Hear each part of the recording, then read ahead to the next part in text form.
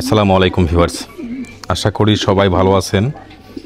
ভালো আছে প্রত্যেকের প্রিয় কবুতর ভিউয়ার্স, দেশ কিংবা প্রবাস যে যেখান থেকে আজকের এই ভিডিওটি দেখছেন, প্রত্যেককেই জানাই অন্তরের অন্তঃস্থল থেকে অভিনন্দন এবং শুভেচ্ছা। ভিউয়ার্স, আপনারা জানেন যে আমরা কবুতরের উপর বিভিন্ন মেডিসিন প্রয়োগ করে থাকি।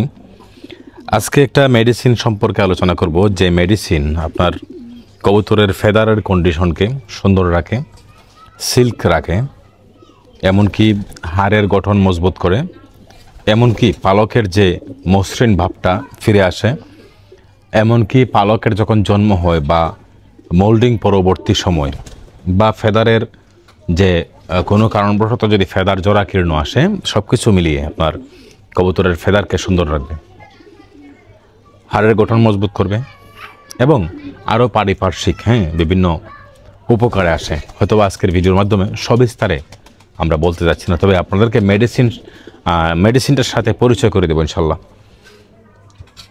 এই মেডিসিনটা হচ্ছে জিস ব্যাট জিঙ্ক। ভালো করে দেখে রাখেন মেডিসিনটা, জিস ব্যাট জিঙ্ক।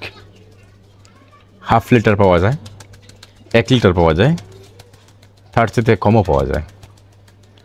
তো একটা মেডিসিন আছে জিঙ্ক বি, এটা আমি ব্যবহার করেছি, জিঙ্ক বিটা। এই জিঙ্ক বিটা আবার কবুতরের পাতলা পায়খানার জন্য, মানে জিঙ্কের সাথে জিঙ্ক বিটা যদি ব্যবহার করেন তাহলে কবুতরের ড্রপিংটা নরম হয়ে যায়।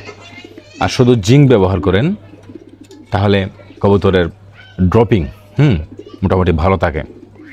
তো এই হিসাবে জিসবেট জিঙ্কটা যদি আপনারা ব্যবহার করেন তাহলে আপনার কবুতরের ফেদার কন্ডিশন বলেন বা আদার্স যে কোনো জিনিস বললাম, সেই জিনিসগুলো খুবই ভালো থাকে।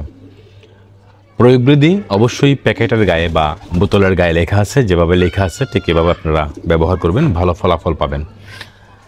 আর যদি মনে করেন যে আমার প্রয়োগবিধি আপনাদেরকে জানাবো বা বলতে চাই, যদি আপনারা যদি শুনতে চান তাহলে বলবো আপনাদেরকে। আমি প্রয়োগবিধি আমার ফ্লাইং লফটে প্রতি পার লিটারে